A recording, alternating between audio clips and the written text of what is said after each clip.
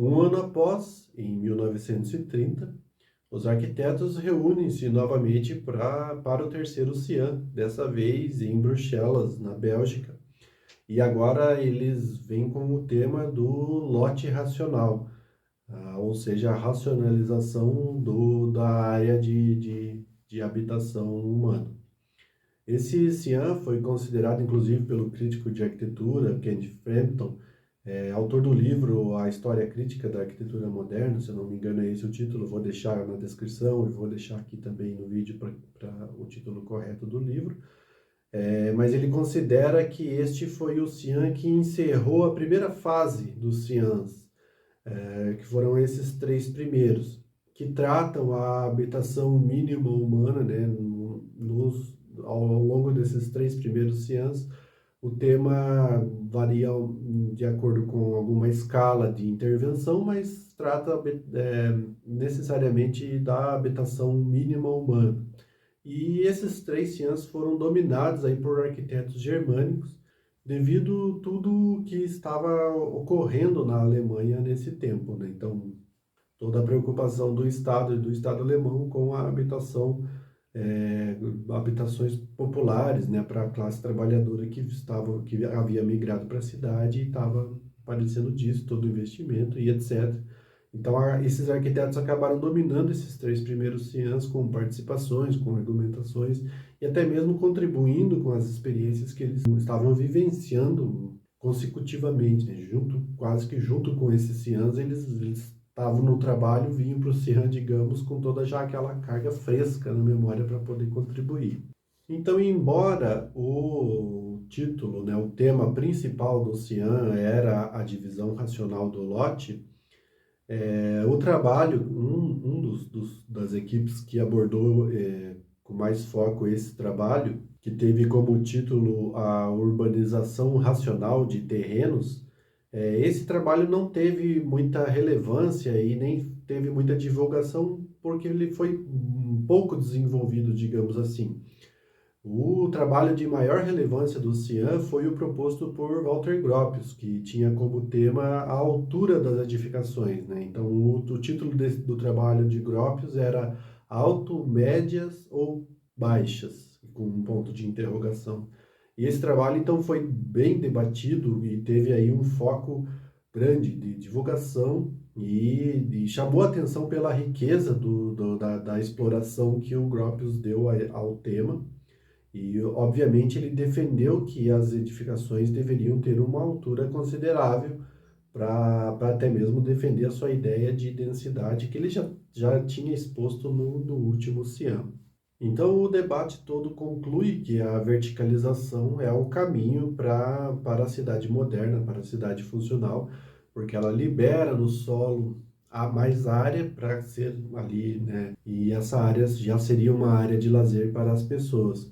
E o Gropius propõe que a legislação urbana não limite a altura dos edifícios. A altura poderia ser livre.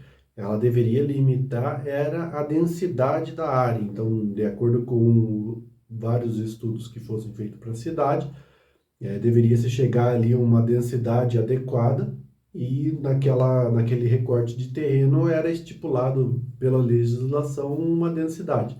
Então, se o empreendedor, o arquiteto, né, o empreendedor da edificação quisesse fazer uma torre de 100 pavimentos, desde que mantida aquela densidade habitacional, seria livre, assim como 50, 40, então não haveria limite para construir.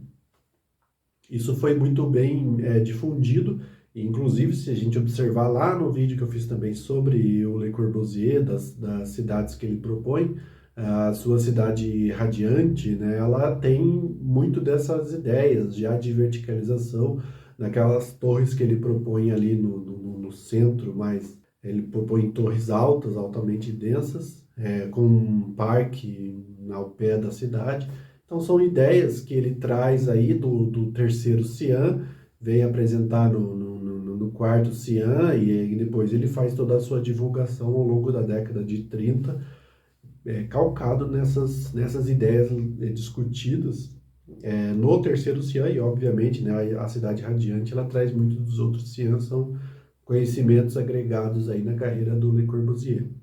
Com isso tudo, o terceiro Cian chegou à conclusão de que a divisão racional do lote não era chegar em uma fração ideal do lote privado, né? Ou seja, eu vou urbanizar essa gleba, né? Tem aquela imensa área de terreno de um proprietário e ele quer urbanizar, né? Ou mesmo do Estado, quando quer fazer um projeto de habitacional, eu vou dividir esse terreno em lotes mínimos com arruamento. Então eles chegam à conclusão de que essa não era a menor divisão, não chegaria-se, por exemplo, um lote de 12 por 60, esse é o lote mínimo ideal.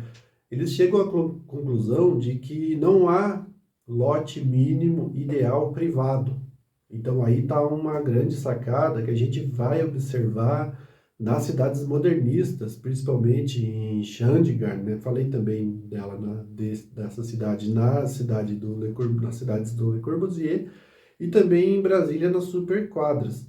Eles identificam que o lote todo, a divisão ideal é mantê-lo todo público, de maneira que a parte privada se mantenha acima do lote, né, sob pilotis, em edifícios, em torres, e a parte privada são as unidades habitacionais. De modo que toda a parte do térreo, inclusive sob os prédios, né, ela é pública, é livre para que todas as pessoas que moram naquele local possam utilizar. Essa então uma sacada e uma ideia uma conclusão que eles chegaram da divisão racional do lote, vamos digamos assim. A melhor divisão é aonde não há divisão. Então, se fosse fazer uma manchete para um jornal da época, talvez seria essa, né, onde que a divisão racional do lote para a cidade moderna é não haver divisão e ter todo esse lote, toda essa área de terreno disponível para toda a sociedade. E juntando isso, né, nós vimos também na cidade radiante lá do Le Corbusier, juntando isso tudo ao fato de que ele propõe um terraço-jardim, né, lá um dos 5 pontos da arquitetura moderna. Então a gente tem aí um lote 100% aproveitável, né? Aí o térreo todo público, o terraço-jardim seria a área daquele edifício disponível aí para os usuários do edifício.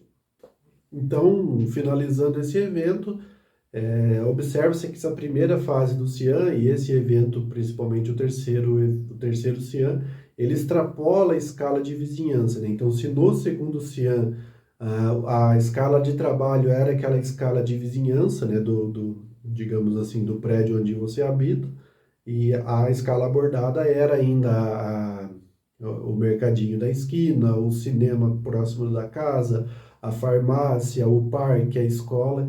Então era uma escala que abordava mais a vizinhança ali da cidade, né? Foi ali que eles se concentraram, no segundo Cian.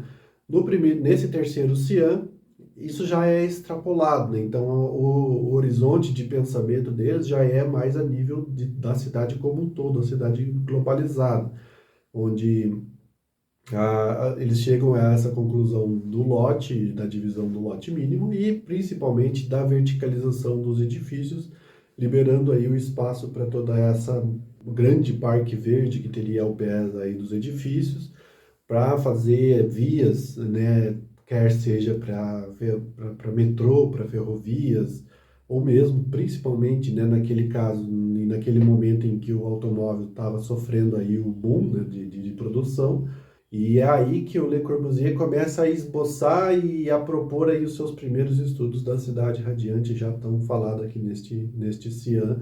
E ele começa então a propor e fechar ali as suas ideias para a cidade radiante, né? A gente viu lá que ele dá uma ênfase ao uso do automóvel. Este é um corte do canal Café Cidade. Se este assunto te interessa, o link completo do vídeo está na descrição. E não esqueça de se inscrever no canal e deixar o like neste vídeo. Obrigado!